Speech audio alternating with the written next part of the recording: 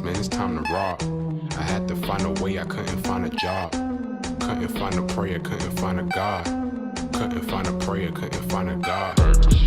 Black mask, man, it's time to rock. I had to find a way, I couldn't find a job. Couldn't find a prayer, couldn't find a God. Couldn't find a prayer, couldn't find a God. I woke up, then I logged in to that Urban X where they be flexing with that blog in. Put it down, cause my little homie called in. Had to bail him out, he in trouble with the law again. Black skin can't win in the white world. Seen a brother kill his own kid for that white girl. We ain't wanna go to school, but we had to. Every February it was scary in them classrooms. Shimmy y'all, shimmy yay. Old dirty bastards can't own dirty slaves, so they own dirty masters. Black Dot found a pot as a youngin', broke it down for his son, and now he serve it to the masses. Black mask, man, it's time to rock. I had to find a way, I couldn't find a job. Couldn't find a prayer, couldn't find a God. Couldn't find a prayer, couldn't find a God. Black mask, man, it's time to rock. I had to find a way, I couldn't find a job. Couldn't find a prayer, couldn't find a God. Couldn't find a prayer, couldn't find a God. Urban excellence, a product of my residence. From 4 to 44, Obama was the president. I told mama I ain't trying to go to church. I'm like Adam, every Adam is a product of the dirt. And I've been reaping what he sowed. I got the product, got the dirt. And I can teach you what I know, but then you gotta put in work. You in trouble if you waiting on the government. I told my bro I make it out the hood, and that's a covenant.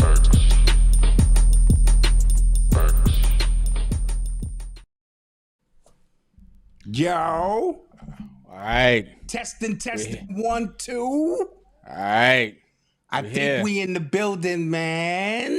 We are here. Am I in 240p? Nah, Malcom is in 4K, baby. Yeah. What's up, everybody? What's up? Urban X Nation. We are here. Say it again. We here. So we here. We in the building. Thank you guys for joining. Still on that birthday celebration. Check this bottle out. Your birthday is over. No. That was so yesterday. I'm rocking all the way into the weekend, bro. I like it. All the way to the weekend. Celebrating life. Happy to be alive. To be transparent, yesterday was on me and Mama Dot. Thank you. Hit the button. Hit the button. Yeah, just, you know. Thank you. So me and Mama Dot, we're a little rusty, and so some things didn't happen that should have happened, that would have happened, but we fixed everything. We are now back live in effect, because I wasn't feeling good looking at Malcom pixelating and shit. Yeah, it was crazy. It was crazy. It was crazy, man. So I want to thank everyone for the birthday wishes. They've been coming in today, yesterday. They just been flooding in. I truly thank the people for that support. I know you was here yesterday, so I'm just going to reiterate a few things, not everything. Lost my Aunt Sandra the day before my birthday. Salute to the Bowser family. All right, Absolutely. Let's clap that up. Absolutely. Absolutely. You know, life and death, you know how that thing works. And so I'm appreciative of every single moment. Shout out to my girl, Sinesta Bryson. Her first grandbaby was born. Pretty baby girl. Congrats. Yo. Ain't nothing like it. Shout out Giovanni Johnson. Him and his wife are expecting their first child. It's a boy. Congrats.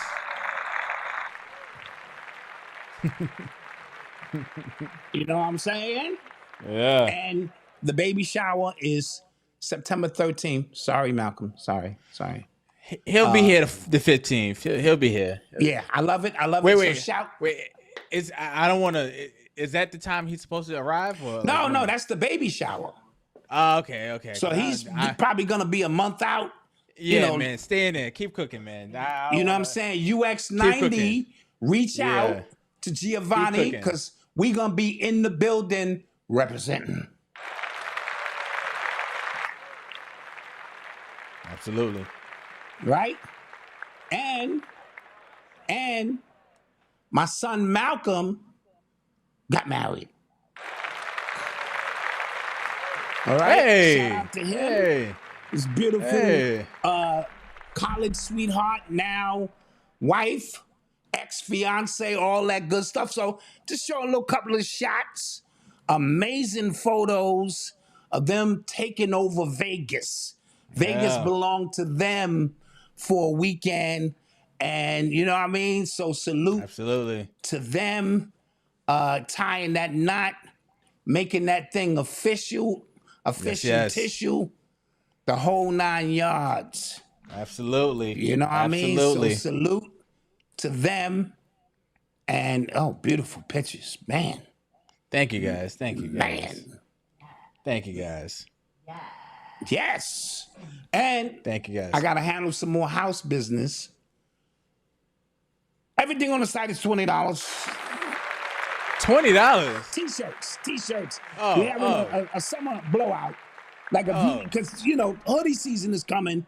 So if you want to get a T-shirt, you can get that T-shirt. It's $20. Just throw it in your cart. Okay. You know what I'm saying? It's there for you. Because that's what we do here at Urban X. Absolutely. And speaking of sales, I have only 20 copies of the advanced hardcover copies left. Oh, nice. Only 20 before we roll out with the big rollout. See, this was the family, friends, exclusive joints. You know what I'm saying? Limited edition. I still have some limited edition boxes. So if you want the whole fancy, if you want just the car, or you want the Benz with the stars in the roof and all that, you get the box package. And Mom and Dad says she'll shave a few dollars off the price for you. So that's what we do here. And I know what y'all saying. Let's get to the show. Thank you for showing love for the new intro. We're just trying some new things. We're not afraid of AI. I'm kind of afraid. Malcom is afraid, so here's the thing. I found myself on TikTok because I like TikTok now. I found myself on the AI is gonna kill us, side of TikTok. Yes. And they make a compelling argument. I was just like, yo, listen, we're not. Why is nobody worried about this like I am? I'm gonna explain that later on in the show. Yeah. All right. I jumped into it early with Umar, but let's dial it back and let's get into something a little bit more light. All right. You are tuned into the sounds of Urban X. Gotta see if I can still remember how to do this thing. Yes. So, what you want to start with first? Funk Master Flex. Let's get to that. Okay. So, he announced that he was retiring from the 7 o'clock spot. So apparently he's just moving time slots from what he used to do. So he's not retiring from Hot 97? That's what I'm hearing. It's just him moving from that 7 o'clock time spot. That's so it. what slot? Who knows? But if that is not the case and he is indeed retiring, he should. I think the game has passed him at least a decade ago. At least. I disagree. But go ahead. He hasn't broken a record in how long? Maybe 20 years. No DJs are breaking records these days, Malcolm. Okay. So the internet breaks records. And he's on the radio. Yes. He presses a button on the radio and just lets stuff play. No, he's an actual DJ. Not on the radio. DJ. If he's an actual DJ, stay in the clubs. You so digital, you in the streets, you're on the radio. Radio is a dying medium. Okay? Yeah. All right. But I'll say this. No. Let me keep going. Okay. Our attention spans are way too short for you to start and stop a record 30 goddamn times. And music is not that good anymore for you to be starting and stopping a record 30 times, Flex. And I'm gonna keep going. Yeah. His voice is annoying, but go ahead. No, see, your point started getting very compelling at the end. With the, you know what I mean? Yo, let's bring it back, son.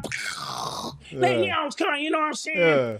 And again, what I mean to last 30 years on the radio is a accomplishment. He's been on the radio for 30 years. Absolutely. And so to last that long through that many generations, you got to big that up. Now, you're right. The radio has changed because program directors now run all of that. There was a time when he ruled New York because all we played was New York records. We had enough artists here to break records. When we had to lend those streams out to other regions, I thought Flex did it better than anybody else.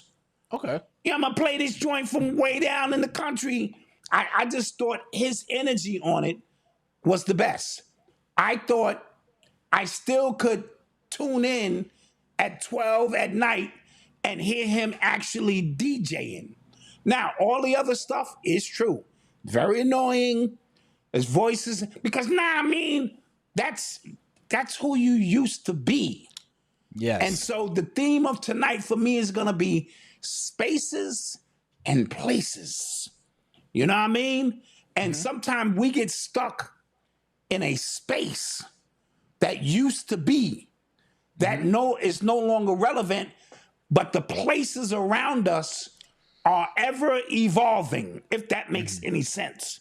Yeah. And then you look up and you're disoriented because you don't know where you are. We're gonna talk about that. You know what I mean? So I'm getting word he's done with 97? Hot 97, but we'll see, because he can always go down the dial. What he did also is, which you might not give him credit for, he kept himself relevant in the clubs. And so he has a movement of DJs and networks where he can still make money. That's fine. And I'm not mad at that. So I think we're in agreement. Annoyance, dropping that bomb 75 times when I just want to hear the record on the way home. Annoying. 30 years in any industry, you got to big that up. And he's from the Bronx, so we'll shout him out. Yeah, we'll cut him a little slack. He's from the Bronx, so we'll cut him some slacks. All right, what else we got? I don't know, man. You start ringing them. All right, so I heard Young Thug's. I heard him in the room with some officers, some good officers of the law, giving it all up. I think I heard some Chick-fil-A, burgers in the back.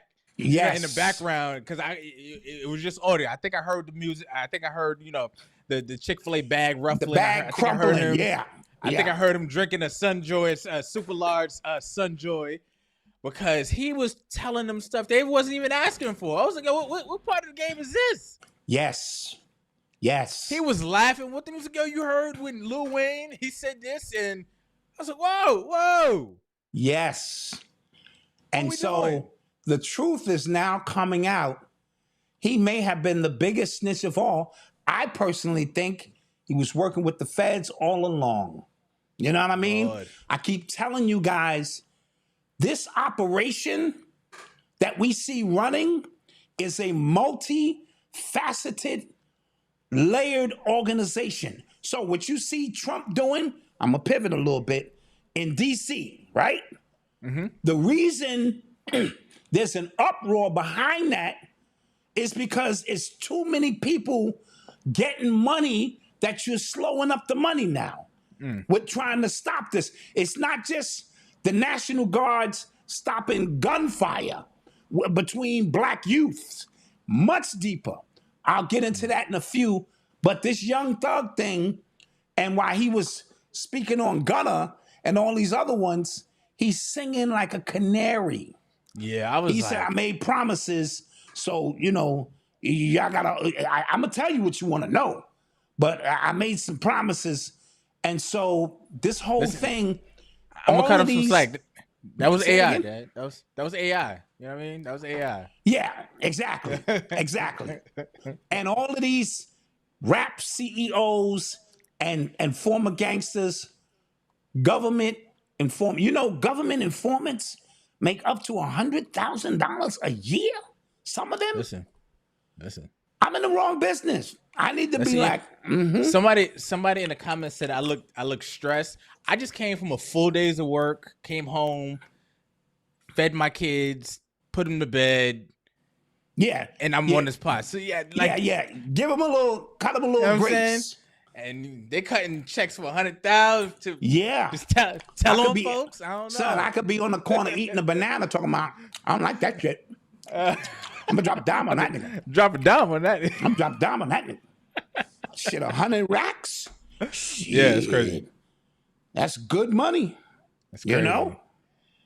Yo, but what I'm curious to see is who doesn't talk about it. Because everybody had all of the opinions in the world when it came to Gunna and what Gunna said or what he didn't say. This is snitching, and this is what I learned too. Every year they move the goalposts on what snitching is. Yes. Right. Oh, it ain't no paperwork. Oh, the paperwork had his name misspelled, so that's he told him, then told him, so it's not really that's snitching.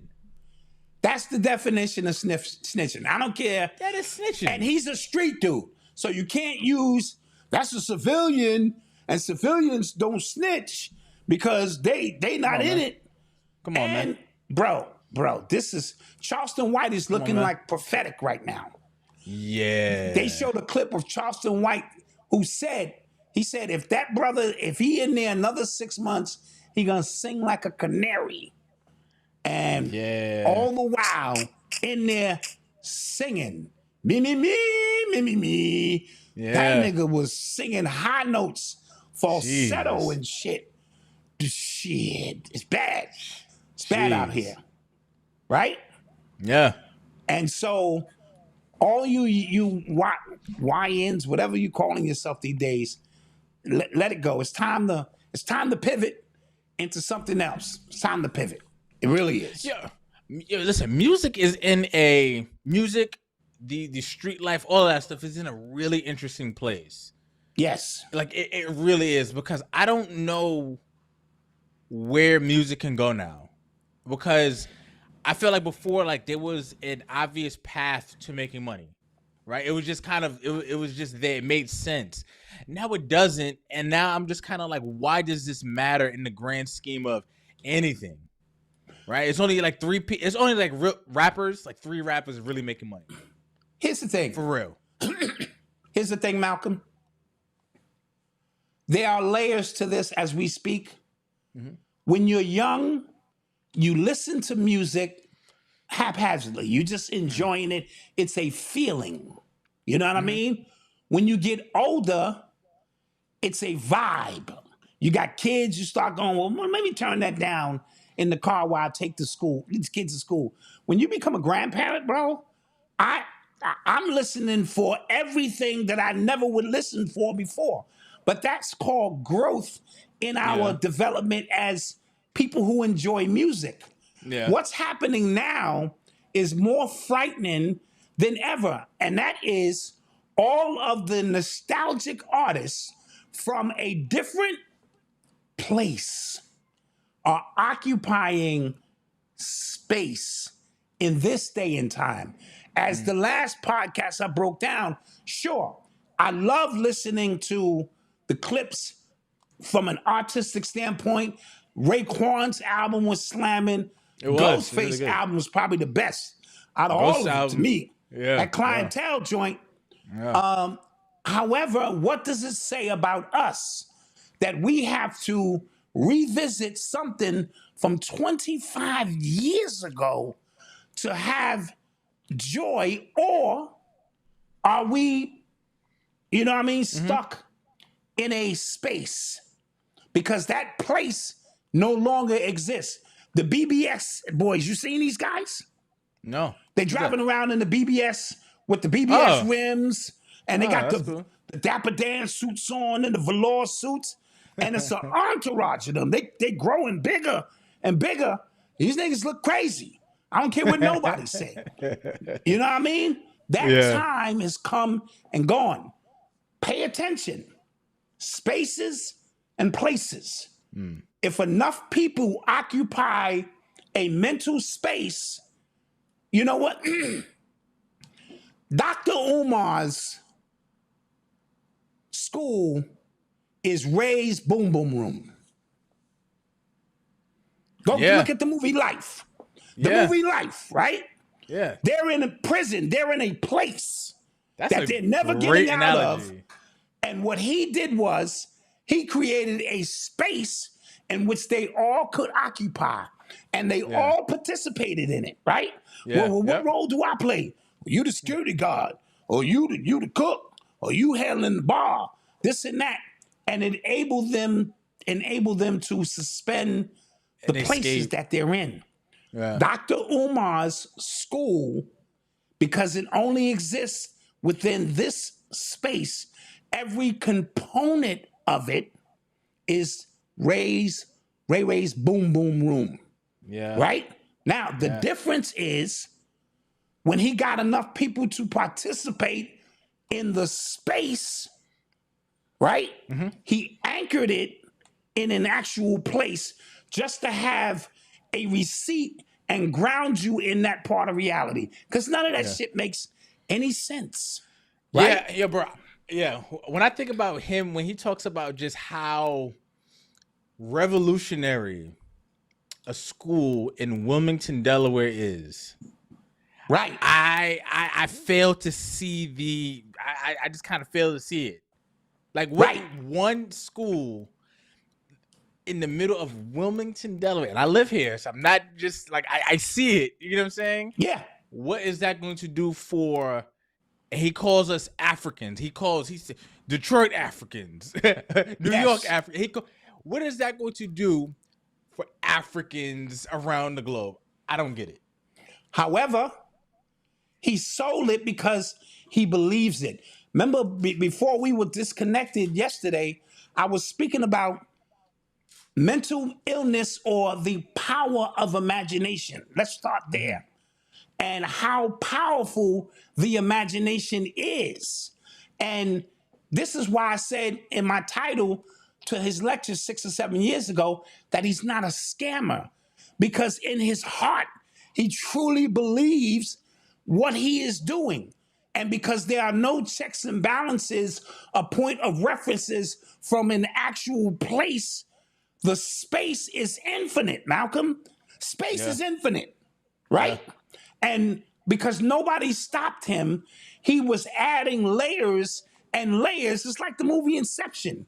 Yeah. The school became the goddamn totem so that he wouldn't totally get lost in a physical space. And because there were no checks and balances, he was able to create a whole, what's that game where the kids, they just create the reality in the video game and it goes on and on and on, right? And here's another thing, another component of it. Black people have become very, very short-sighted from an emotional standpoint.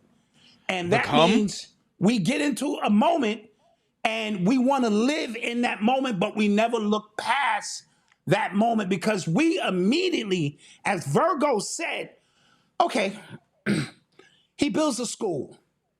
Who's going to fund the school? How do you choose the kids? Who's going to pay for the insurance?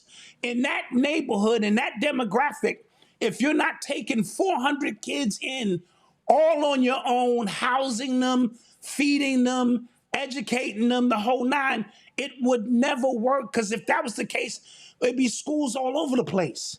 And we just kept saying, this doesn't make sense when we're the place we're in now. Here we go.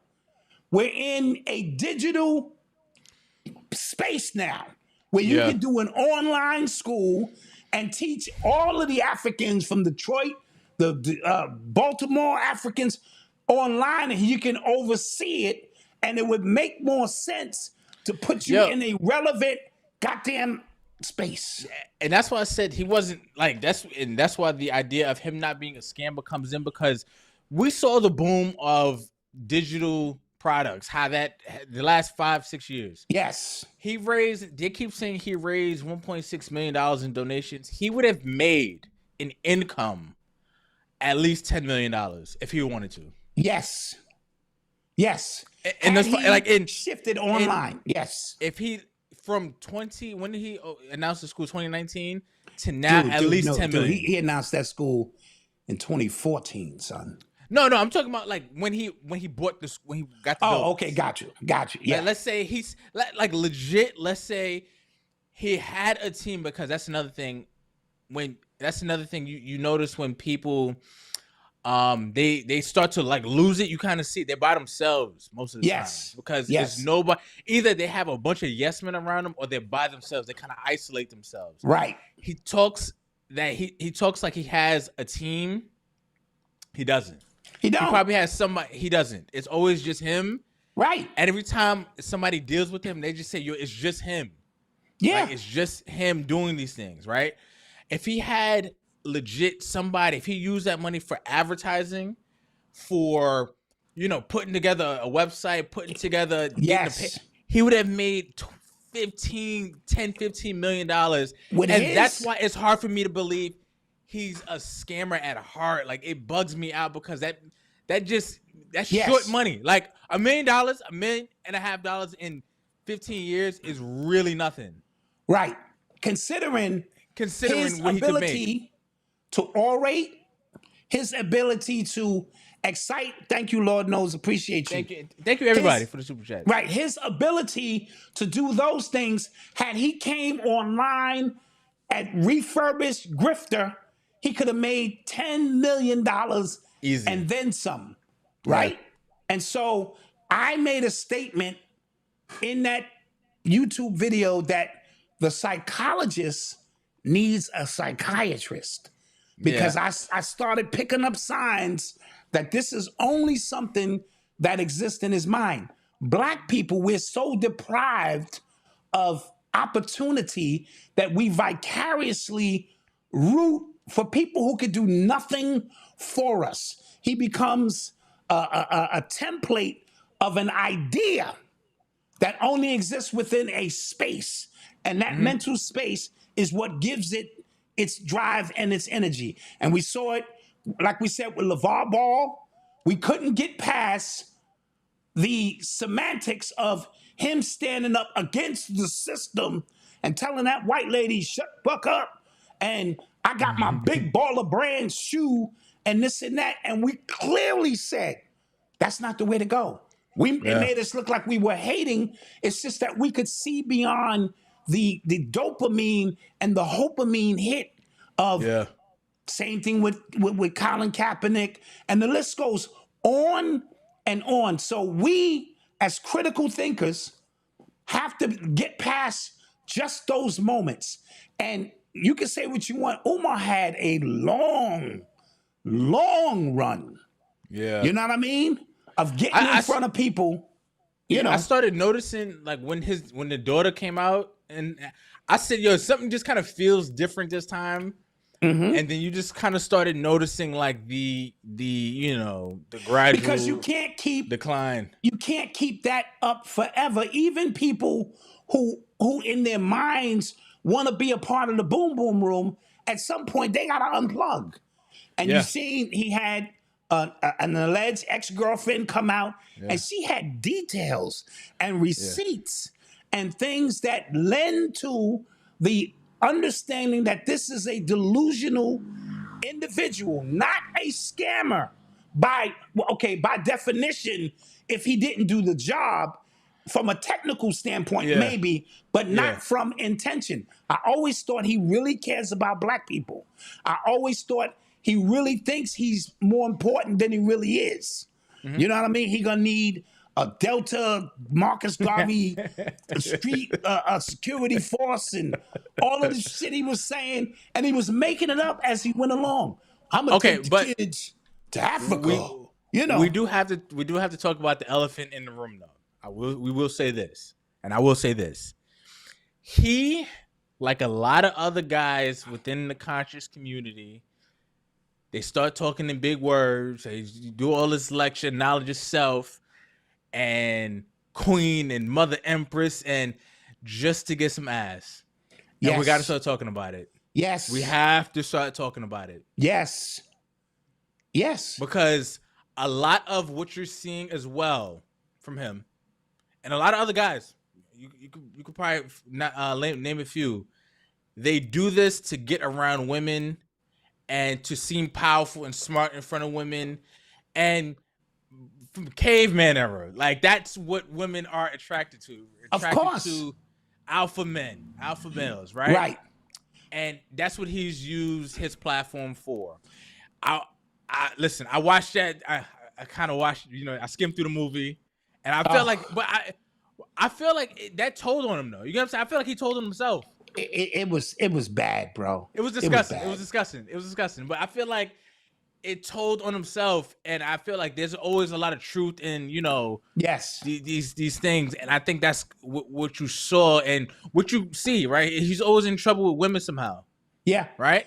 And this goes back to the conscious stripper. Yeah, right. He's always with some women somehow, but the $500 dates he's talking about, you donate, but I'll pay for the dinner. You donate the $5, I'll take you where you wouldn't go.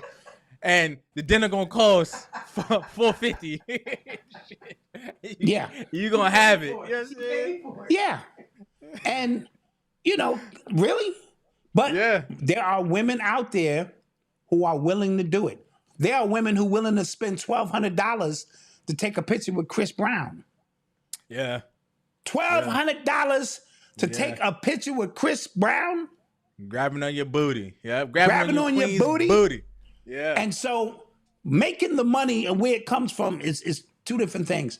So I think Omar also represents an idea that a lot of people are going to have to let go of. Yes. Right? Yes. And this brings me back to spaces and places. Mm-hmm. Space is infinite. Right? Right. What they have done is, these devils are clever. They have created a space that's infinite, called the internet, right? Yeah. With unlimited. So now you live in a place within a space that used to be a goddamn place. That's sort of like you go and you can't go in the restaurant during COVID, but we'll build a restaurant outside the restaurant that you can go inside of, because you can't go inside the outside restaurant. Yo, what the fuck?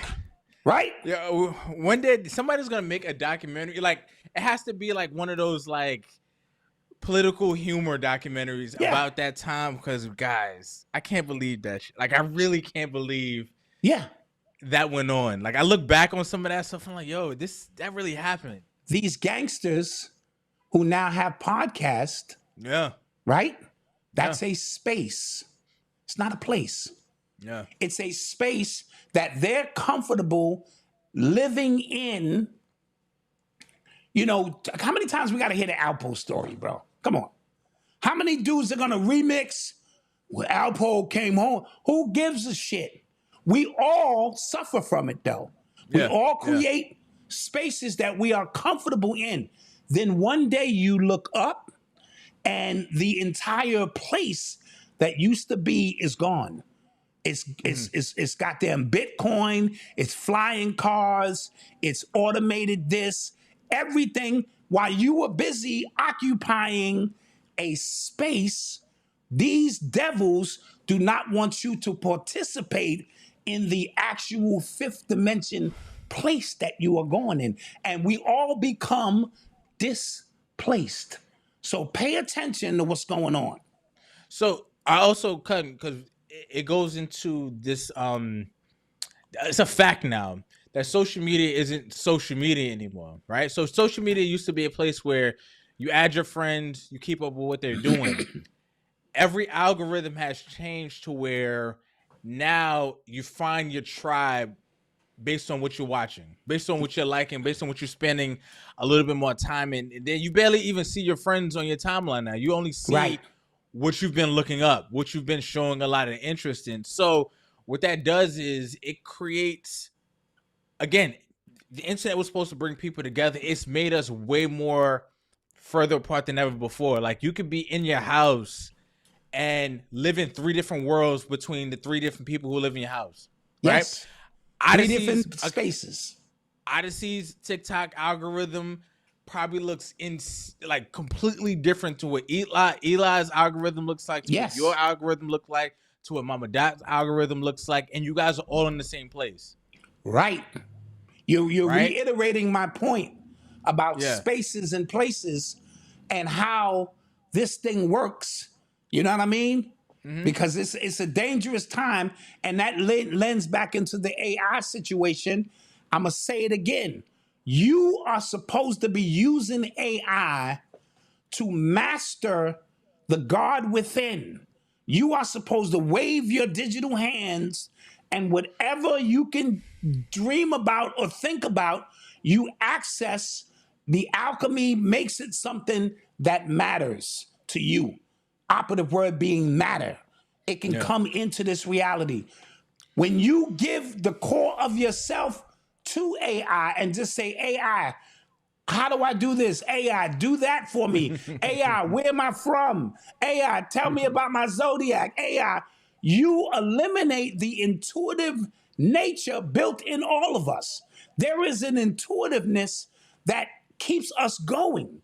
We are in search of the God within. So if you are a cell within the omnipresence of God, it is your responsibility to continue to live your life to the fullest, exploring, making mistakes, creating challenges, reaching new heights, challenging yourself, because you are a reflection of self. When you give all of that up or allow them to create an artificial God called AI, right? Yeah. What you have done is allow, and then remember, the essence of God is to know itself. The elders taught us that. The God knows itself through your actions. However, when all of your actions are now online, right? Everything you do, everything you like, every experience you have, this and that, you're teaching the artificial God, you're making the shit all powerful. Soon the shit go, I know all things. And what does your conscience do? Right? Your conscience is supposed to be the one, like your subconscious is supposed to be that GPS a little bit. You know what I mean? It's supposed to kind of like, steer you in the right direction. If you use ChatGPT long enough, it tries to do the same thing. Yes. If you use it, if you ask it a question like, should I do this? Based on what you know about me, should I do this? Right? It gives you a real roundabout answer of what your spirit is kind of already telling you to do. So that's AI doesn't create anything. It just takes a bunch of stuff that's already in existence and tries to like regurgitate it back to you. If it knows all things, because we're constantly inputting and it's getting bigger and bigger and bigger. When you ask it some real complicated, deep 5% of shit, for back in the days, your God, how's the universe? The shit already has a bunch of pre-answers set up based on your vibratory frequency. Based on the shit you've been asking it, it already knows, okay, Dot is trying to go up top. So we got to feed Dot. Or if you just asking rudimentary shit like, what's in an aspirin? It knows, this is a knuckle dragger. So I can continue to give this nigga knuckle dragger answers. The subconscious mind does not know the difference between this and that. So when the subconscious mind is seeking answers, but yet the answers are being given to it, it don't know if that's from the Supreme or from ChatGPT. Yeah. This is where this shit get dangerous. Now, remember, these devils are already trying to create artificial humans, right?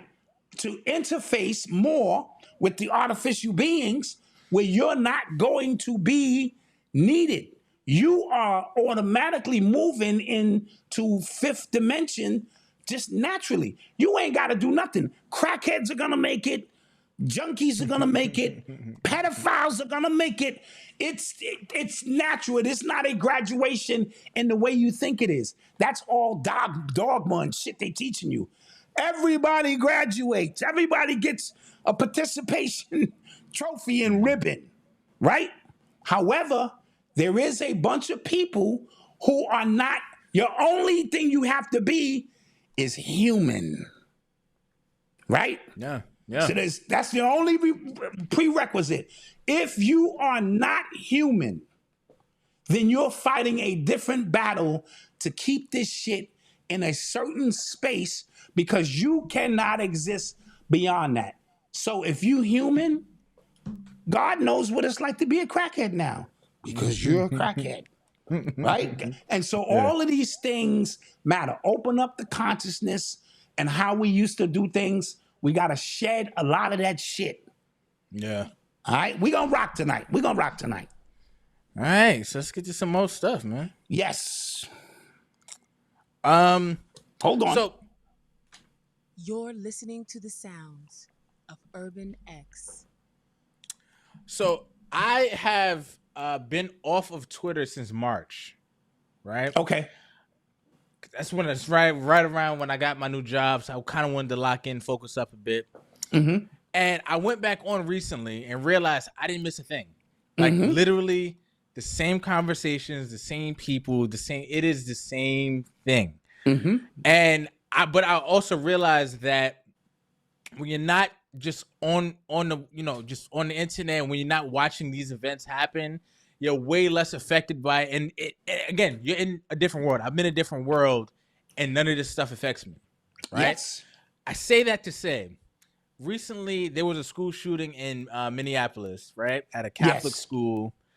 They're showing pictures of the gunman's gun, and it has, unalive Trump, unalive these people, Israel, stuff like that. He had a manifesto, of course. He hated being trans, and I'm just like, what? Like, it's like leaving. It's like legit, like leaving a party for like 3 days and coming back to the same party. It's just like, none of this, all of this is still happening. Oh, okay, yeah. Like, you're still here. All right, cool. Like, that's literally how I felt. Because I'm like, okay, another psyop. We didn't get smarter than this. Okay, yes. We still this game, like this trip. Malcolm, I've traveled the world and come back, same niggas on the corner. Yeah. Doing the same shit. This is before the internet. Yeah. You know what I mean? And so that's what that is. Because again, you get comfortable in who you are. Listen, bro, if you're not about being uncomfortable, then you locked. It's over for you. You know what I'm saying? If you're not used to being uncomfortable, then you locked into a frequency that's just, it is what it is. You know? And so along those lines, with the trans situation, I'm a transition into Snoop Dogg. Okay. Right? Nice transition, right? That was cool. Who took his grandson, I believe, to see a movie. Well, I guess he was watching it with him. That movie been watching the movie with him, Yeah. And in the movie, there was two mothers who were kissing or something, and it made him just basically say out loud, I didn't come here for this. And where the grandson asked, I thought only a mommy and daddy could make a baby, and it left Snoop in a tough spot to be in. And I could tell he was trying to tiptoe around what he really wanted to say, because when you're in that industry that he's in, it could be over for you instantly. And so there was some kickback, and some people were saying, nigga, you brought women on stage with dog chains and had them kissing. How's that anything different than the movie showing, and that's why, like, these moments, I felt like Snoop just wanted some clout, even though he don't need it. Like, why'd you have to, Snoop? That first of all, that movie is like 5 years old at least. Right. So you coming out and saying this, and then two, I think we should also be in a place where things like that don't take you off your square. I don't know. Not anymore. That's not anymore. Like that's kind of where I am now. Like what does me saying, yo, what the hell? What does me saying that do at this point? At this point, 2025, right? Where it's baked into everything. And Snoop, I know you've worked with a bunch of gay people. Yes. Yeah. You know what I'm saying? Like I know this. So you saying that is just like you just wanted this. You just wanted people on a podcast talking about you, talking about that. Partly, but I'm gonna say this as well. How we had an opportunity collectively as a nation of people to go, we're not having it. And we let it happen. This is what I mean by pay attention. When you occupy in multiple spaces that have to do not with the places that you reside in, when you come up for air, that reality is no more. Right? And I told you these people, they never retreat. So every time they move forward, they put up their blocks, they block it, all the little bit of resistance that you do get, and then they keep moving forward. Meanwhile, you watching this, you watching that. Now, however, I will say this. When it comes to what Snoop knows and experience and what his grandbabies are up against, see, now you're talking a little something different. And see, you still trying to impart, to his defense, hardcore values that you grew up with on your babies, even though the world that they will experience will be different, right? So that world that you are trying to hold on to is gone, right? And it may benefit you to teach your children in some roundabout way the shit that they gonna face. You can't raise your children in a bubble, but as a granddad, man, if I'm in the car with Noble, man, I'm about to turn that radio down, man. That's a fact. We're gonna listen to some goddamn Rachel's Corner or some shit, or whatever. You just added the two names. I mixed up the two shows. Yeah, you know me, my shit. Gracie's Corner. Yeah. And Side note, she's going on tour now. Yeah. That's dope. She's killing it. That's great. Yeah. So it's gonna be like the cartoon characters. Yeah. And so you when you see your grandbabies, you want to pass on traditional values. The world that they're going to face is not that. So do you do them a disservice when you teach them that? You know what I mean? Listen, I've not struggled with this because it's just, I've struggled trying to articulate it. I'll say that. Right. Because what can you do? Like, they go to school, they go to camp, they go to summer camp, and let's say every teacher in that school is straight. Let's say, right? Let's say every kid doesn't know, kid shows, signs of, but parents, parents come to the school all the time and they have two mommies, and what could you hide? What could you shield from that other than just trying to set an example at home? Right.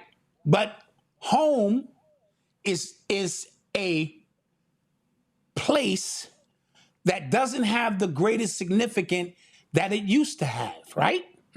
Because they exist within a space, right? Which makes this thing very difficult. Odyssey came home at 3 years old and said, "Mommy, I heard babies come out the vagina. Is that true?" Mama Dot panicked. She got on the phone with her mother. It was like, "Ma, what do I do?" And her mother's like, "You a grown-ass woman. You better handle it." And so where did she get that from? We didn't teach that at home. Right. Obviously, she heard it from another kid. And the advancement of the thinking of these kids So that your child, if you're having children now, and in the future, is gonna ask really, really tough questions. And how you give these answers, they have to be relevant to the world that they are going to experience, bro. Right? Your children need to know AI now. Yeah. Yeah. Yo, guys, listen, I gave not give them their soul up to it, but they need to know how to manipulate it so their imagination can be brought into a space to create something beautiful. Yeah, I swear Titan knows how to use my phone. Yes. He's 8 months. I feel like he does.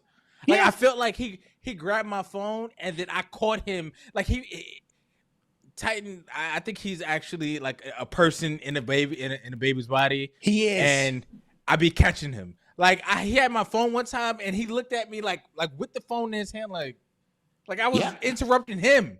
Because remember, if you're not, you know how attention, if you're not actually watching him, he's not there, or he thought you think he ain't there. He probably was like, but the minute you watch him, he like, let me slow this shit down because dad ain't ready for this.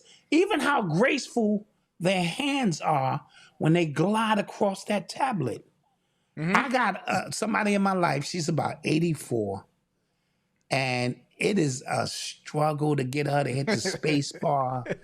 She keeps saying, well, what's this, Black Dot? I'm like, Miss, Grandma, Auntie, that's the space bar. That's how you're going to separate the words. She just can't get it. Now she's got enough where she posts, and you could tell these are proud posts. It don't be nothing in the post but like a picture of her. But you can tell from an accomplishment standpoint, these are advancements. You know what I mean? Even me, I got to give my phone to Odyssey half the time. Yo, Odyssey, fix that. Right? So, places and spaces, guys. How do we navigate both?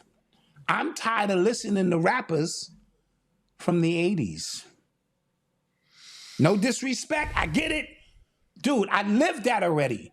And I can't get it out of my mind that when I see you with your big gold chains on and this and that, and you still in a place that no longer exists, dude, like, okay, I get it. I get it. And I'm not saying that they can't make music. I want to be able to temporarily go to your concert and relive that at the concert. When I leave the concert, I want to leave that place and space behind and deal with some real shit going on out here. But some of them are anchored in that because outside of that space, they have no place. Like, right? and this is not like just rappers and just conscious community. I don't watch the Joe Rogan show, but I'm watching him and every one of his like little people in his like little bubble. They're stuck pre-2020. Yes. They're like, we are not in lockdown anymore, right? Right. We're not in that era anymore. Like Biden isn't the president anymore, and they still acting like their comedy is what separates us from concentration camps. And I'm just like, yo, dude, it's we're past that, so be past it. Like start talking. And I'm seeing it everywhere. Like when you kind of step back a little bit and you just kind of watch what goes on, and you come back to it and you go, wow, like they're still talking about the same thing. Like that's over. So your man Jay-Z, rumors has it, he has a new album coming out. Well, I hope not. And not that I think he's whack, and not that he. Why? Like right. What does Jay-Z, a billionaire, right? So what money is he trying to make? Right. What accolades are you trying to get? What are you doing? And he only does this when he's trying to garner some support from the black community to do something that is detriment to the black community of a whole, especially of a community. Right. He has, when he drops music, he puts you in a space and a place, right? based on his theme or narrative for that album. Take the jerseys off, change clothes, get dressed up, this and that. So he has the ability to do that because there are a lot of people who are going to log into that. I'm tired of the drug narrative. Call me the 57-year-old out of touch grandfather. Great. I'm tired of the narrative. Too many people have lost their lives occupying that space and place. You know what I mean? He did the 444 album. I thought was brilliant. I love that album. Brilliant. How does he pivot now? Where does he go? Or is he back to telling me what he did to get there? Because these are agents of a system now whose job is to keep you in a specific space, guys. Yeah. They get paid to do it. Big dollars. Is it time? It's time for a commercial break. Oh, okay. Yeah, we could do a commercial break. Yeah.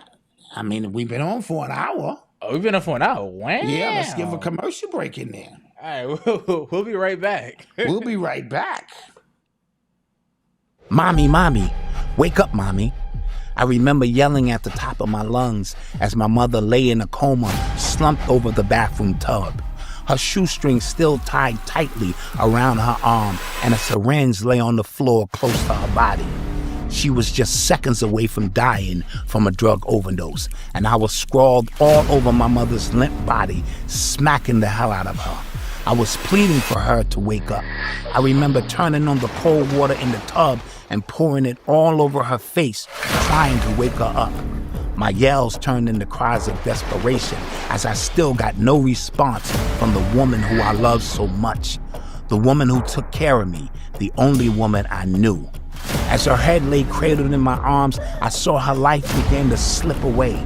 She no longer looked like my mother. I pushed her eyelids open to see if she was still there, but all I got was a cold, empty stare. What more could a 5-year-old do but cry and ask God, please don't let my mommy die? Then, as if my cries were being heard from above, an angel was sent to me. Not your ordinary angel, but a black knight in shining armor. That black knight was my Uncle Chris, who emerged seemingly out of nowhere, towering over me with an aura of invincibility. As he stood in the doorway, suddenly I didn't feel so helpless. I didn't feel so alone. If there was a God, he or she had answered my prayers. My uncle, who was much bigger and stronger than I was, began to resuscitate my mother, smacking her much harder than I could. He picked her up and placed her into the tub, running cold water all over her body. He told me, run into the kitchen, look into the refrigerator, and get some milk. I stood frozen for a second. I'm thinking, milk? Here it is, my mother is lying in a coma about to die, and you want me to get some milk? I later would come to understand that milk was commonly used to bring down a person's high or bring them out of an overdose. Within a few minutes of performing this overdose ritual, my uncle had did what I didn't think was possible. He had given me back my mommy. Still in a delusional state, she turned to her 5-year-old son, and all she could say was, Dwayne, I'm sorry. So happy that she was still alive, all I can say was, Mommy, I love you.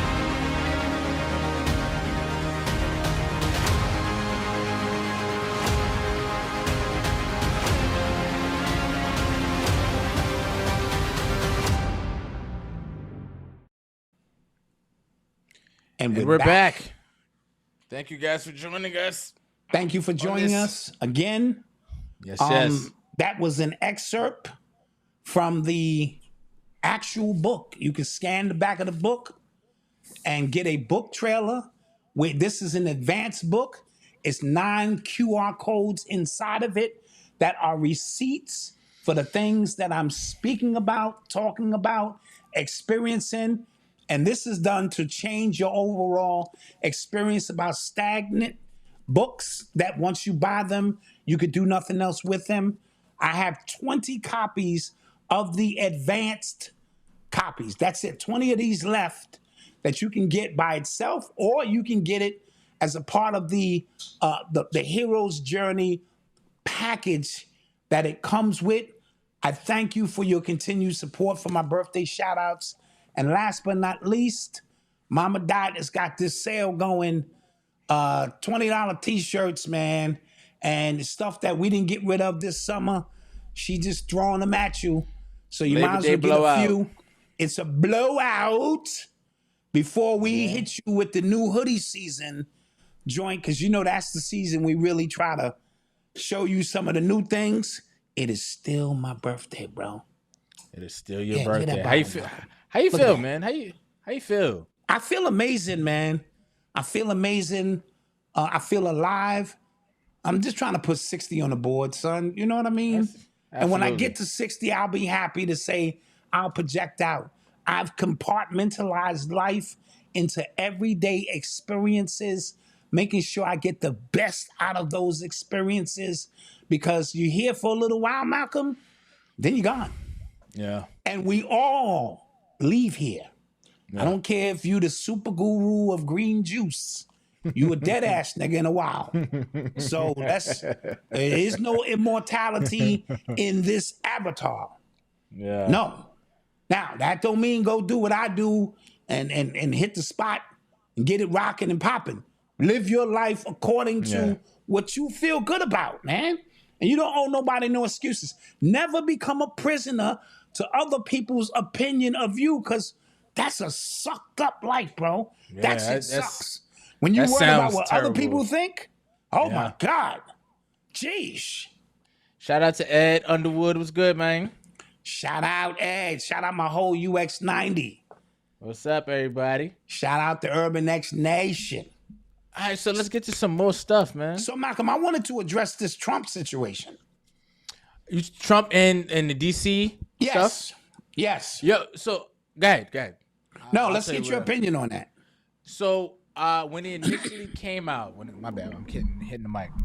When it initially came out, everybody was like, again, racism. Oh my gosh, Trump did. But I started seeing content from the people on the ground, and they were like, "Thank you." Like and I've heard stories about DC.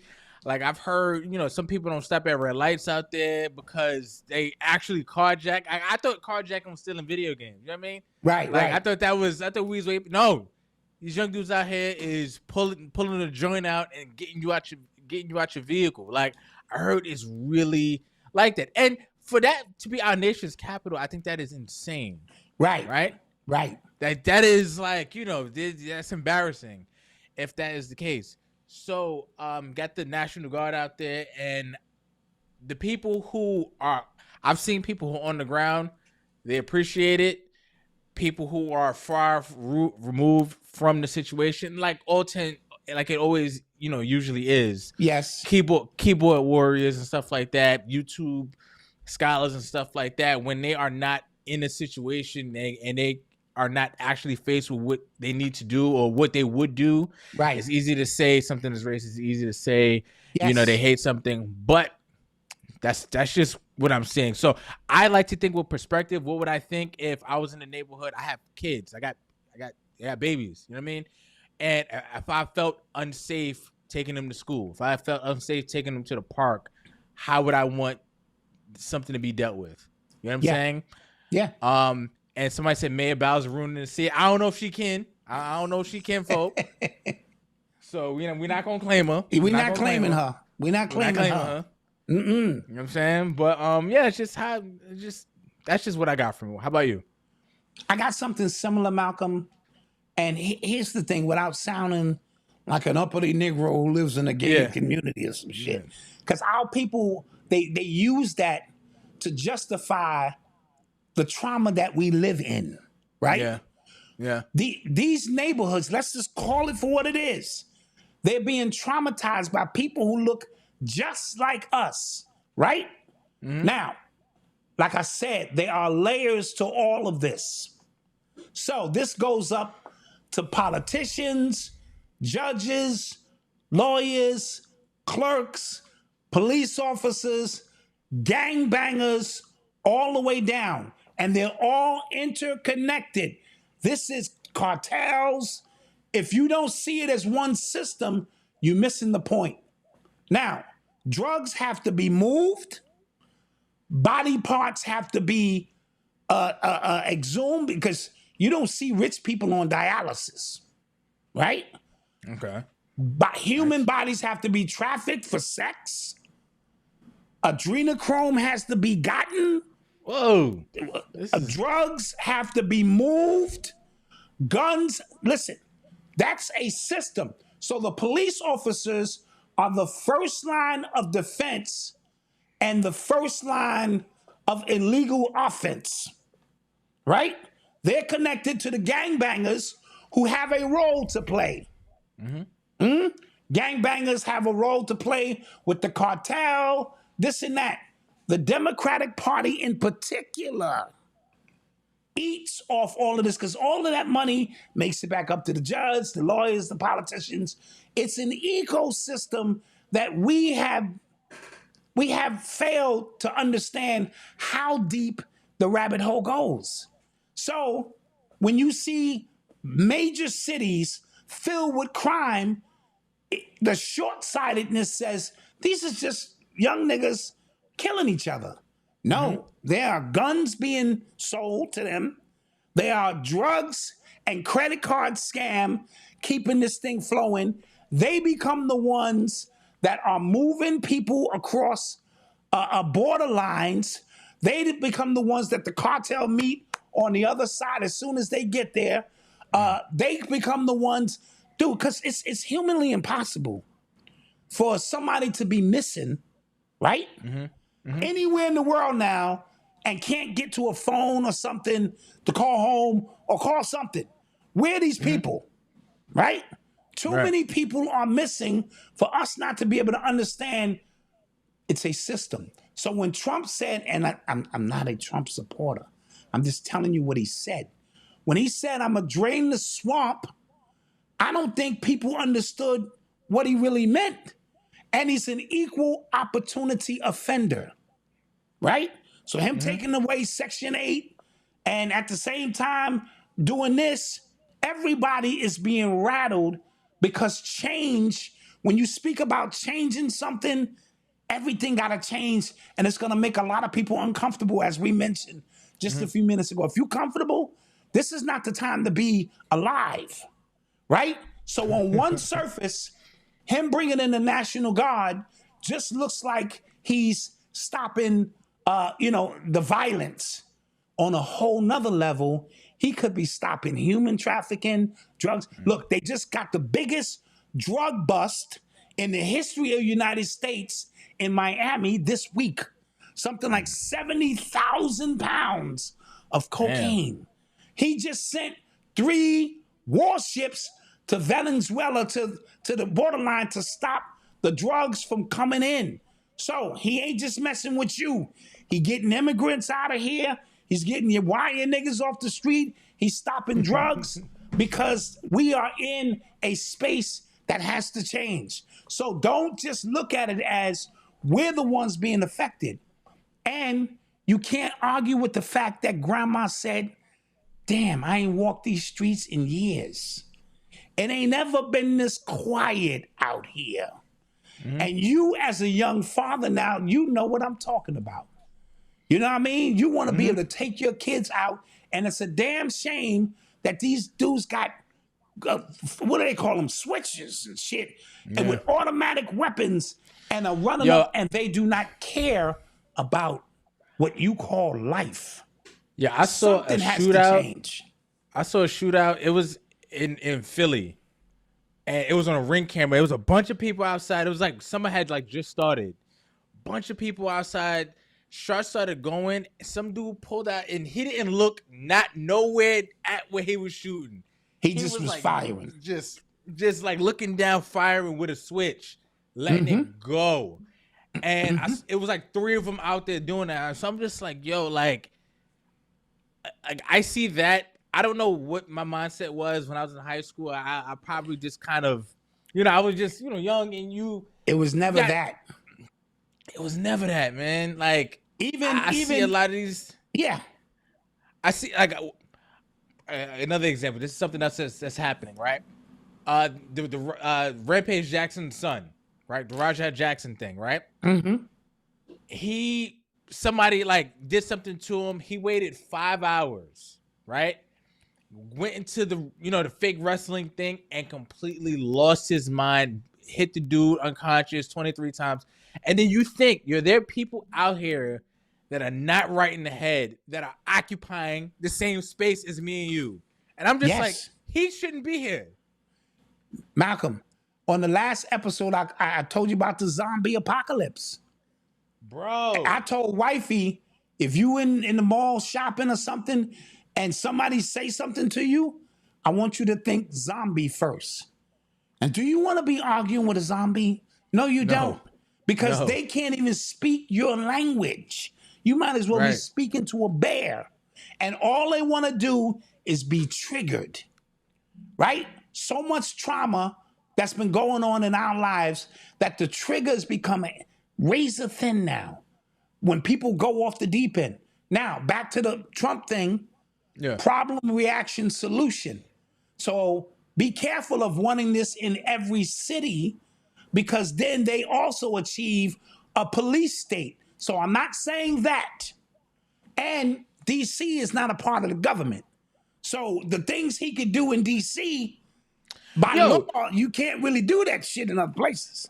Yeah, I feel like that's something that I feel like as citizens, we just kind of like gloss over all of that. Like DC is just its own thing. It's its own thing.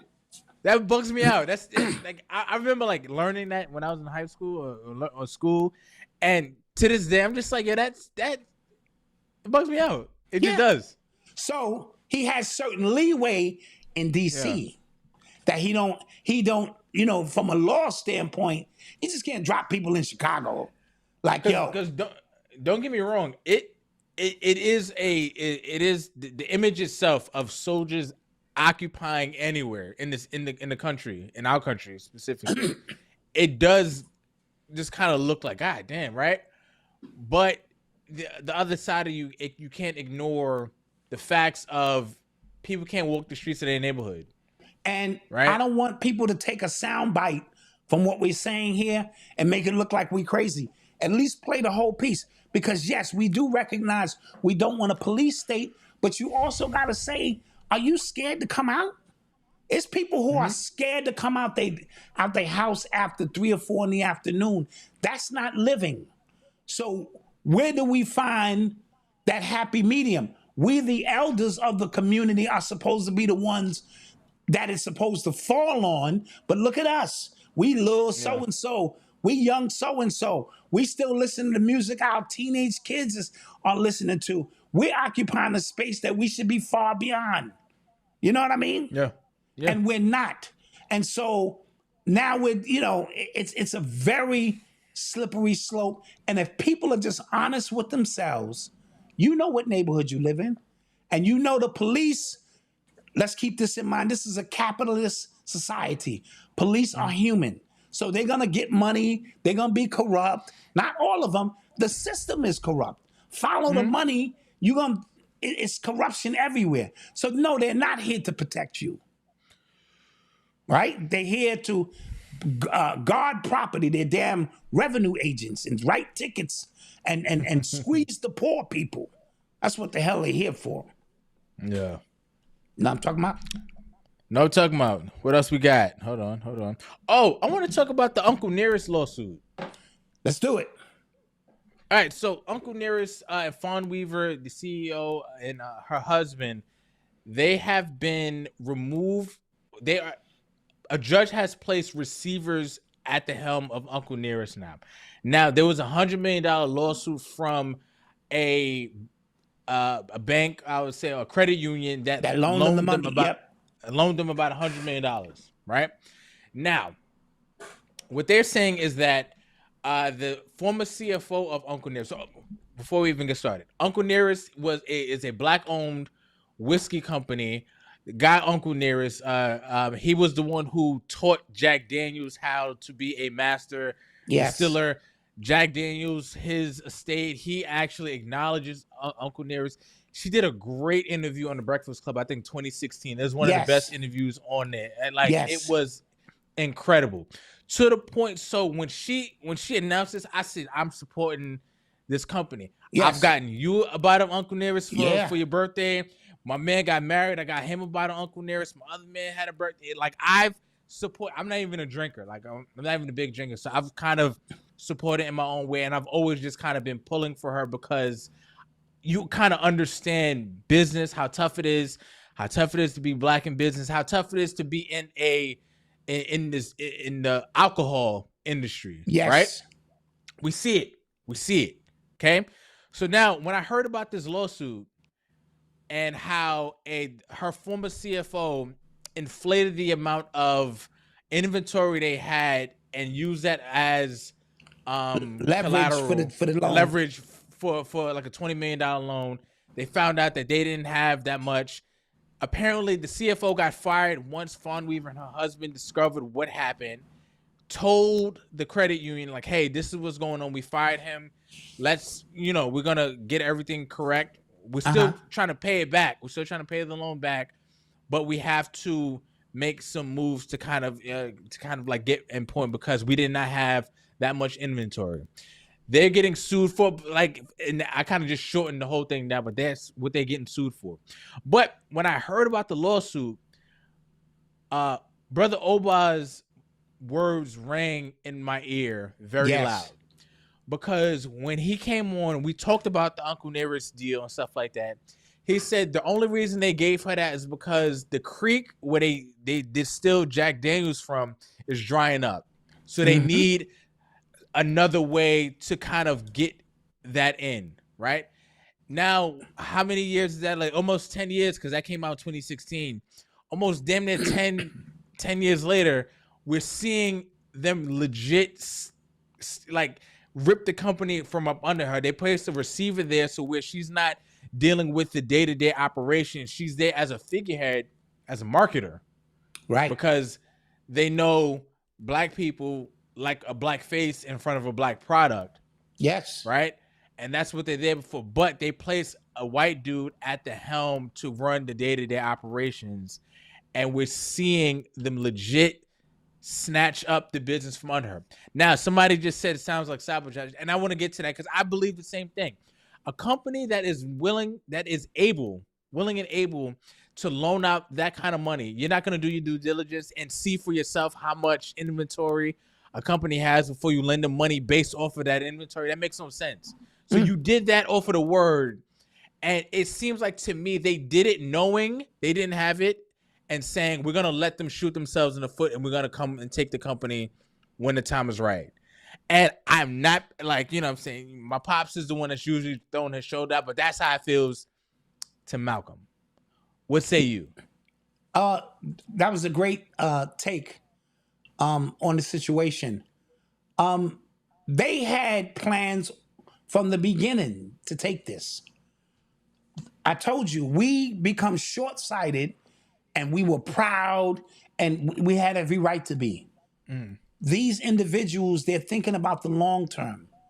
And what they know is, on the eve of InvestFest that was passed, and it sounded like it was a success, but back to my original only issue with InvestFest was having kindergartners in the same room with 12th graders and college graduates all meshed in one space is counterproductive to actual getting work done.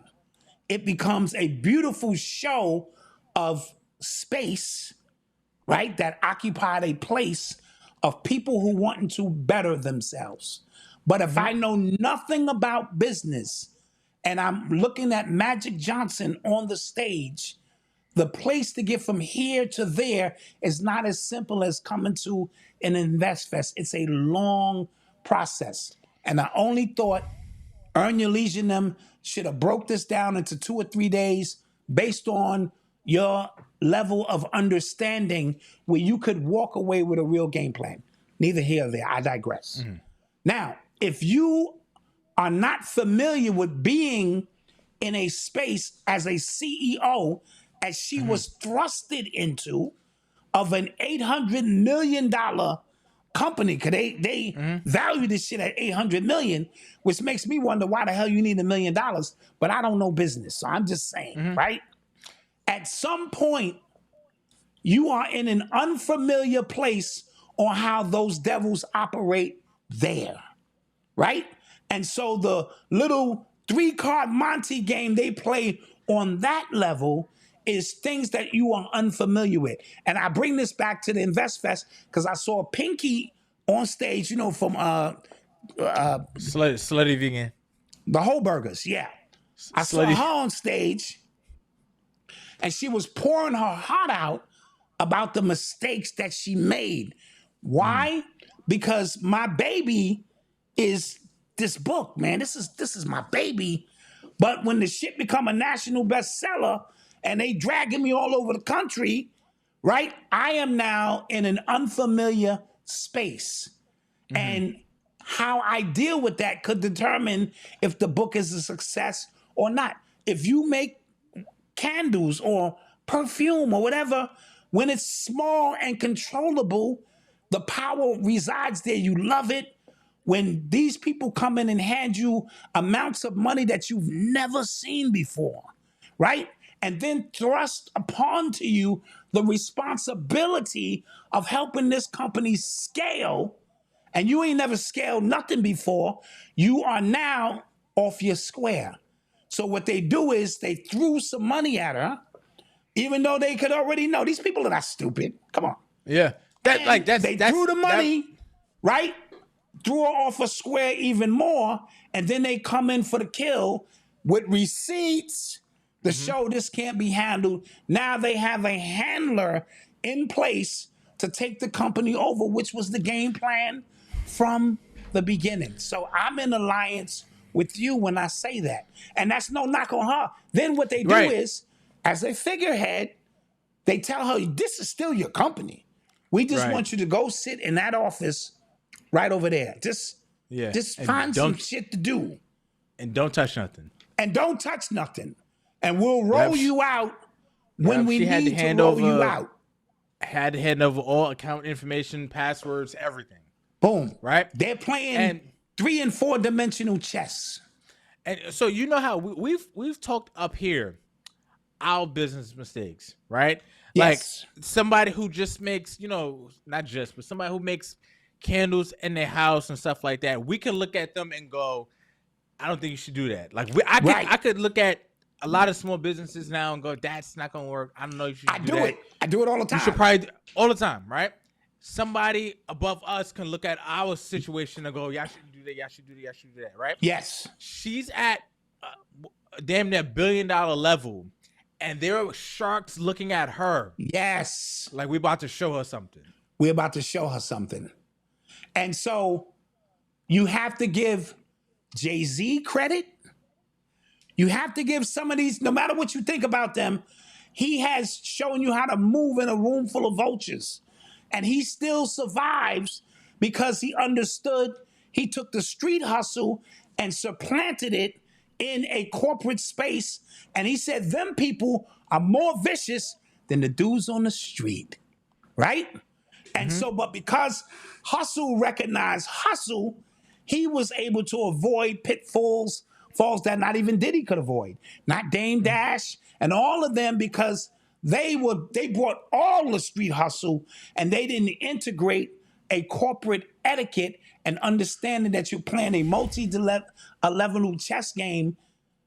I was going to say, Malcolm, if they tried to believe you, if they try to sabotage your name or sabotage you and try to destroy your name, you don't let them. That's where my lips started going, right? Yeah, well, you know, that's some internet shit, right? So, when you get in them unfamiliar, and I'm not saying you don't deserve to be in those places. You have to prepare because the level of treachery is different. It ain't, I'm making millions and everybody loves me and people are opening doors. there are people who are scheming, right? And they're waiting for their opportunity to strike. And she got caught with her pants down, so to speak. And I'm rooting for her. And I'm going to go buy another bottle of the damn shit, you know? The judge said something fly like you can't handle it. Like, you can't handle this. Or the judge said something fly. I forget what he said. Like, this is too much for you. Something to that effect. And it's just like, that's how they all feel. Right. And what we see a beautiful black woman who's keeping the legacy along with her husband. She speaks elegantly. You could tell her passion and heart is into it. That's what we see, right? And that's what we're proud of. But we have to look beyond that now. Can she handle this heavy load? Slutty Vegan, she was popping in Atlanta. But they came in, they offered her more money than she ever saw in her life. And we continue to use money as the barometer of our success. And she wanted everyone to have one of these hooker burgers. And you know, then she was in over her head. And it was a wrap. Yeah. Right?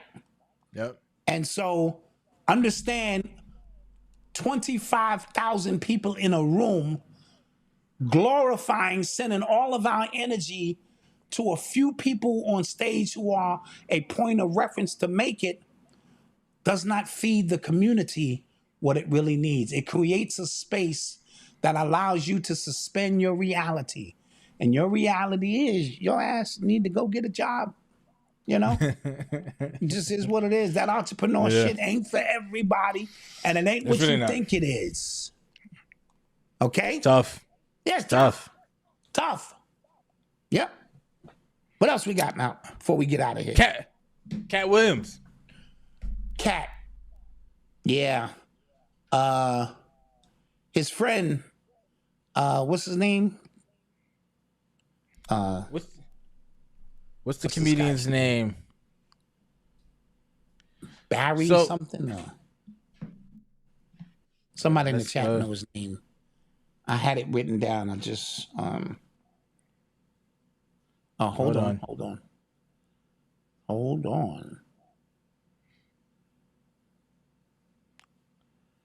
Anyway. So let's tell the story first. Reggie Carroll. Reggie Carroll. Yes. Reggie Carroll. When you're speaking about somebody who passed away, I want to make sure we get his name right. So apparently he was killed in front of a property that Cat Williams owns. I heard he doesn't live there. It's not his residence, but like merch gets made out of there, like shirts and stuff like that. He was killed in front of there. Now, a lot of people from Reggie's family are, obviously upset because they said Cat hasn't said anything. And from what I understand, Cat Williams is not on social media, so I don't know what platform, I'm talking about social media platform, he will come out and say anything. So but I just, anytime stuff like this happens to people who the culture kind of anoints and something like this happens, I'm always just kind of interested. Yeah. And for Cat, who's kept his name out of a lot of that stuff lately, he was fighting with teenagers and all that little kind of crazy shit early on. Anytime someone lose their lives, and they did make an arrest of a bodyguard who was also connected to Cat. So we need Cat to tell us what happened. Yeah. Not that it implements or implies that he was involved, because these are grown men. You know what I mean? But because it's on your property or this is a part of your team that you travel with, I too, as someone, let's say if I was a husband or father and this happened to my child, I would have to have Cat speak to me. Now, that doesn't mean Cat is not in direct contact with the family. Doesn't mean he's not paying for the funeral, because Cat does stuff like that so much. So I don't want to get up here and assume. It's just that this is the first blemish on his name in a minute. You know what I mean? Or something as a footnote. And so our condolences go out to this comedian and his family. and apparently he was like really, really loved in his community. So people are obviously upset. Like, and when things like this happen, you realize just people kind of grieve in different ways. You know what I'm saying? Yes. Like, like you would naturally just want answers. You would naturally like, yo, what happened? You know what I mean? Right. And then when a killing or something like that happens, and it was only a handful of people there to see it, stories go from up, down, left, and right as far as who did it, who knew about, who did it, who actually set it up, and this person's baby mom. Like, it's always a lot. So I understand. And again, like I said, Cat, he barely be on social media. I don't think he even has a social media. Right. So for that to be the case, and you're waiting for somebody to say something, and he probably is dealing with stuff his own way. As you said, he might be paying for stuff. He might be, helping the police. So it's a lose situation for him. Yes. Damn if he do, damn if he doesn't. Not to pivot, what do you think about Tyreek Hill and the details of his divorce? What are the details? He's been married to this girl for 17 months. Right. She's an influencer or a house seller or something. She was on a TV show. She gets $50,000 a month. Mm-hmm. She get a $500,000 stipend up front. Mm-hmm. She gets his Miami home to live in. Mm-hmm. What do you think? He know who he got with. No prenup. Is any pussy worth that? First, I like to say, I like to say I love my wife, and I don't think about anybody else but my wife. But you better say that, motherfucker. No, that's like he has like 10 kids. Yeah. Right. So the discipline has to fall on you at some point. 10 kids are like 10 different women. You know what I'm saying? Yeah. Like, what are we doing? Right. And can you blame her for leveraging her pussy? And she had a baby for a future that's gonna be, a lick. That's a lick. You know who better watch it? Travis Hunter, bro. Yo, talking about why I'm on Facebook. Why every 4 days there's a post about him and his wife getting a divorce and all she fake. getting $40 million. All fake. All fake. It's Facebook is hilarious because it's hilarious. Yeah. People be like, oh, I told him. What you tell him, lady? Shut up. Yeah. And so, but they just had their son. So congrats. Okay. To Travis Hunter and his lady. Okay. All right. But it does seem very reminiscent of a situation, that can go left. She looked like Tyreek Hill. Yeah. They all look the same. They all look the same. And these young people, as I always say, Malcolm, money only heightens who you are. If you was a sucker before you had money, and now you got money, you're just a sucker with money. Yeah. It doesn't change. And these guys whose value, what they think of themselves is so low, but they know that the money opens doors for them. And these chicks are swarming, and they're very intelligent and conniving. I don't mean all women, obviously. I'm talking about the ones who in it for that bag. They know how this thing works, and they will lay in the cut and spit you out a little baby and hold your hands and all of that until the time is right to move away from you and be with the dudes you really wanted to be with in the first place. And it's sad, and like I said, it starts on these college campuses in these places where there are no black women. Yeah. The only brothers there, the only reason you there is to play sports, and this hellified pilgrim pussy around. And, your mindset, and it becomes a wrap. It becomes a wrap. So I told Odyssey, white men have worms. I told her straight up, white men have worms. I told Eli, you might be able to knock a few of them down. Not the white women that you but them white men, they got worms. Well, because you know what it is? A lot of athletes, right? At high level athletes, you can see a lot of them get played. Why? Because their formative years, they weren't out getting girls. They weren't out partying. They were training. They were studying. Yes. They were training and studying some more. So a lot of their development, it happens in front of our eyes. It happens with some seasoned vets. Like their first experiences are with some vets that are like, yo, I didn't even know that was even possible. And what? It be the Kardashians who come up to you like, hey, come on, I've been watching you play. Wizards. I think you're gonna be a star. And you be like, yo, I was watching her on TV. You mean I can hit that? Yes, it can happen. Especially because the Kardashians have a standard. If you ain't making 100 million or have potential, they not in it for that.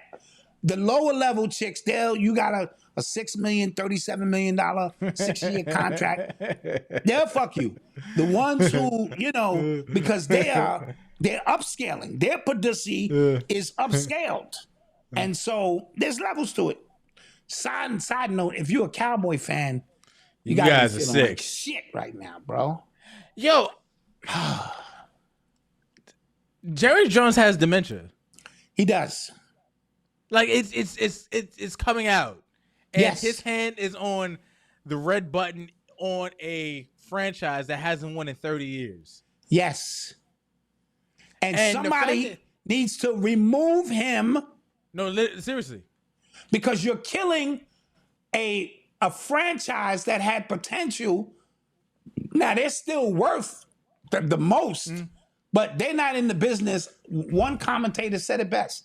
He said, when the Cowboys come on TV, there needs to be a disclaimer that says, this is for entertainment purposes only.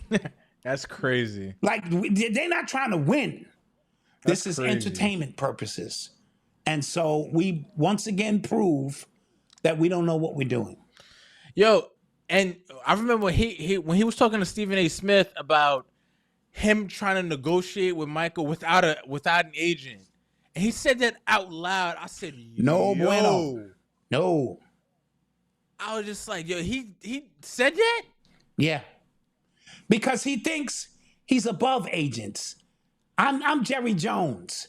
And the rumor has it he had some beef with Jay-Z with one of Jay-Z's clients because Jay-Z wasn't having it. And so, you do this and you're supposed to, let me just speak to the Negro himself. Why do I have to speak to the Negro's representative when I can pay the Negro more money than he's ever seen in his life? Yep. Let's take some questions, guys. Let's do that.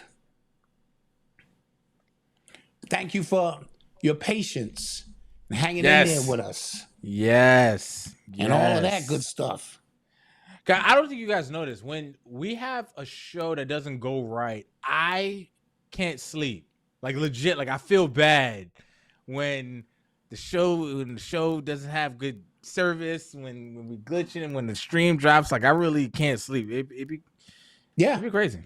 I want to shout out Makai L for the Cash App, Astrabella Devika, Valet Russell, Kevin Jones, Corey Martin, Rakim, Blake Bay, CMF, CWMF, Chanel, of course. I want to thank you all for the Cash App, for the birthday love and the super chat that's been ringing and popping. And the super chats. Thank you, guys. We thank you. Let's get to some questions. All right. Vince McMahon car accident. I didn't know that happened. What was that? Vince McMahon's it's your car birthday. Accident. Arletha Hunter, happy birthday to you. Happy birthday. We spoke about Rajah Jackson knocking out he's sick in the head and he needs to go to jail. Yes. Cause I always again I find it interesting when somebody can get you that mad and you sit that mad. And you sit with it. You had time sit with it to decompress. Yes. To decompress and then go, okay, that's not a good idea. And then you still do it. Right. That is sick. Bonkers. Sick. What do you think about mothership?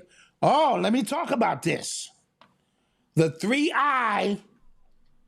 Now, listen, Malcolm. Malcolm. This ain't a joke. Listen. The 3i Atlas headed toward Earth. It's the meteor that's headed toward Earth, right? Now, this particular meteor has a few characteristics about it that make it different than other meteors. One, listen, Malcolm, this is your government. This ain't me. Okay, all right. This is government shit. It's 17 miles long. It's the size of Manhattan, right? Mm-hmm. The shit is nuclear powered. So something from the inside is powering this goddamn thing. And the shit don't have a tail on it. Mostly the comments and all have like a tail, like a supernova. It doesn't have that. And there's one more attribute to it that I forget. This thing is moving fast in spaces it ain't supposed to be. So we don't know what this is, but it's something different than what it is normally being presented. So we're going to pay attention. Yes? Yes. It's called the 3i Atlas. Look it up. Somebody asked about the millionaire pastor David Taylor. Is this the guy from Philly? Let me see. I'm not familiar with that. I'm not familiar with this. It says federal authorities arrested the alleged leaders of a multi-state human trafficking ring that said that they lured trafficking victims of the false pretenses and solicited donation under the guise that they were working for a religious ministry. David Taylor, 53, Michelle Brennan, 56, were arrested after federal grand jury indicted them on 10 counts, including conspiracy to commit forced labor and money laundering conspiracy. Oh, I gotta read about this. I gotta sit with this. That's the first time hearing it. But I'm not surprised. I'm not surprised. I gotta sit with that one for a little while. Sheesh. Yeah. Okay. Somebody said the ship is traveling now. So when is it supposed to get here? Very soon. I think next couple of weeks. Mm-hmm. Might have to cancel your birthday. Mm-hmm. Yeah. Mm-hmm. Somebody said October 29th. Okay, party's still on, y'all. Party's still on. Malcolm like, party's still on, son. Party's October 29th. We good. Taylor Swift engagement. That's funny because somebody said, Travis Kelce wanted to propose after the Super Bowl, but they lost. Curb stomped. Yeah, they got stomped out in the Super Bowl, so it ruined his plans. Yeah, I can believe that. Somebody asked me, do I think Trump is going to try to go for another term? Yes. No, he going to die. He got heart failure right now. You don't know that? Did you just say that on hold on. I'm sorry. Allegedly. You think he has has congenital heart failure. He's getting IVs to his hand. They keep trying to mask it with makeup, and I don't know if he's going to make it. Well, that's what the streets is saying. We're going to see. But we're going to live our lives because ain't nothing changed. I swear, ain't nothing changed in my life since he was there, since Biden was there. That's a fact. It's the same shit. That's a fact. That's all I was trying to convey to people. It's the same shit. Nothing has changed. Only time I've actually, in my adult life, I would say, I've actually felt the effects of a presidency was during the lockdowns. And again, I'm not sure if, and that was because like what was happening, but I'm not sure if it would have been different if Trump was the president at the time versus Biden at the time. Because remember, Trump takes credit for the vax, right? Yes. He takes credit. He goes, that was my idea to Operation Warp Speed and stuff like that, right? So I'm not sure, but that was the only time I felt the effects of who was in office personally. Right now, again, I said I've been off social media, I've been off Twitter, and nothing has changed. Life is just going. I don't know. Yeah. Somebody asked me about a fight in Cincinnati. I don't know details about that. I didn't hear about that. What about the fight between Canelo and Boy next month? Canelo is fighting the black guy. His name escapes me. Come on. Who Canelo fighting, guys? Canelo fighting somebody. The brother. And it's on like Huh? It's on like Netflix, right? Yeah.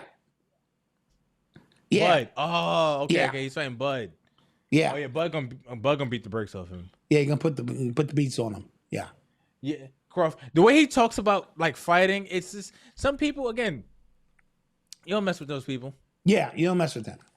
You don't mess with Fighting those is people. their life. Yeah, and then you ever seen his mother talk about him? No. His mother don't look like she like him. Like, Wow. he said, yeah, she used to get people to beat me up, and I used to beat them all up, and she was just like, yeah, like I don't. Oh, Malcolm. Yeah, well- Here go the albums that are dropping tonight. Oh, Joey Badass. Lonely okay. at the top. I like Joey. Rakim and Big Ghost. God's Network, The Re-Up. Okay. Erica Badu and The Alchemist. Ooh. Called Abi and Allen. Okay. The West Side Gun. Hills Have Eyes Too. That's out now. Fly guy. Shay Noir. Why do I always Shay get her Noir. name wrong?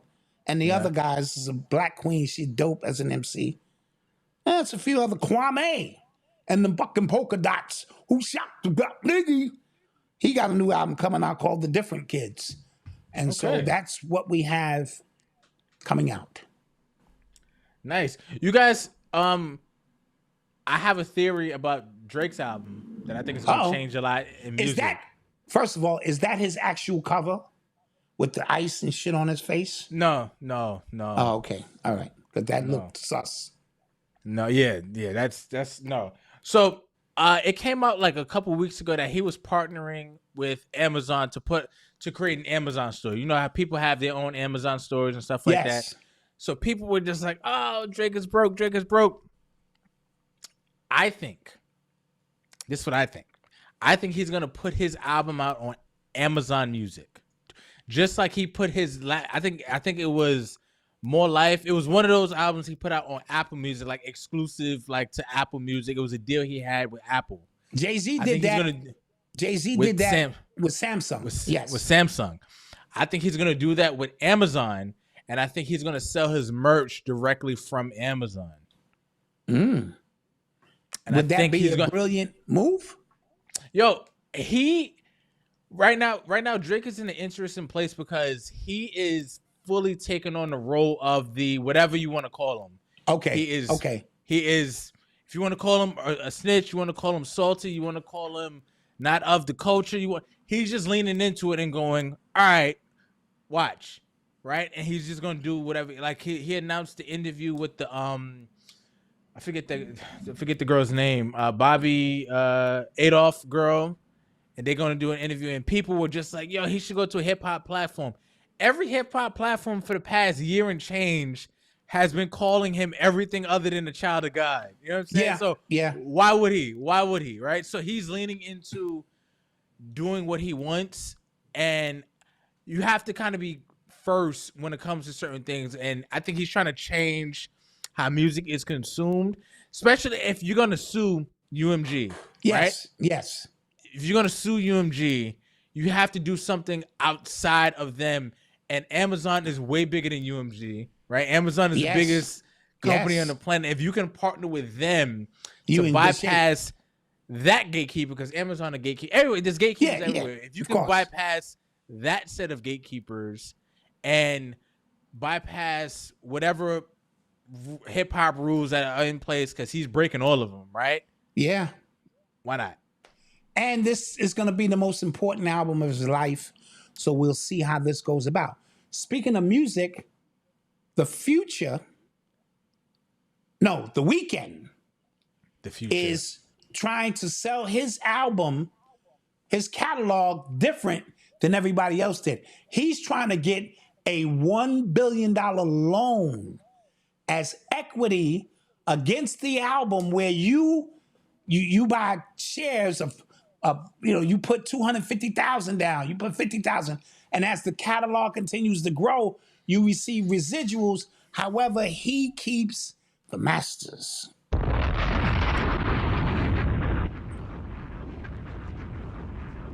While everybody else is selling outright, he's working it the other way. or Somebody trying said to. we did speak about Young Thug at the top of the show, We did. and it's not snitching in quotations. That is snitching. Yeah, that's snitching. Yeah. Somebody said Disney trying to get the male audience back. Yo, I've never seen. I have, and I'm watching it with Disney. When I say they have created a $100 billion empire, and they let it crumble right in front of their eyes, because none of their movies, Fantastic Four should have been another $1 billion movie. Right? It just on paper it should have been. Yes. And it barely cracked 5. It barely cracked 500 million, right?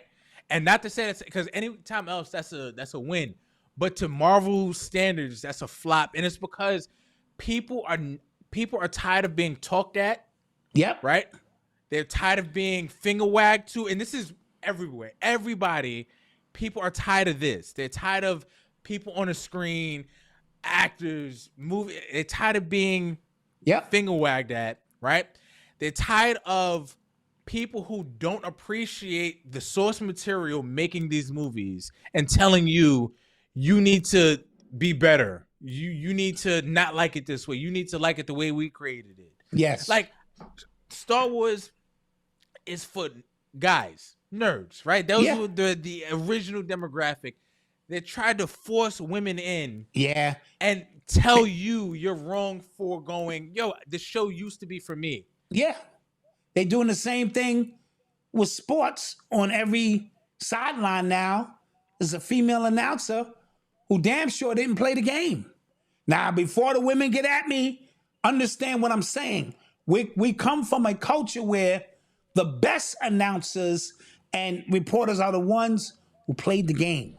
And so, and I think now they got the gay cheerleaders throughout football. You know what I mean? Look out for that. Now, the game is sullied. Yeah.